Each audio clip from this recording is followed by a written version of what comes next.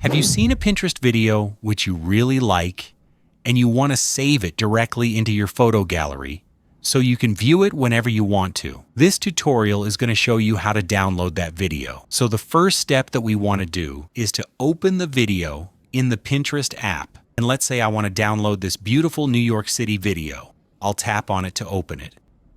Then these three dots right here. And now I'll copy this video link because I'm going to need this later. I will then exit the app and head over to google.com. In here, type Pinterest Video Downloader, and that's going to give you a bunch of websites which will allow us to save our video into the photo gallery. I'll open this Pinterest video website, then paste my link in the box. Wait a second or two, and then hit the download option.